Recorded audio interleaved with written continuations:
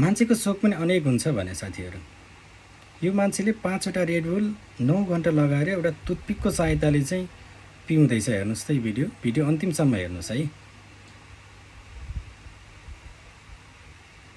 Video मन पर्यो भने चाहिँ फलो गर्न नभुल्नुहोला।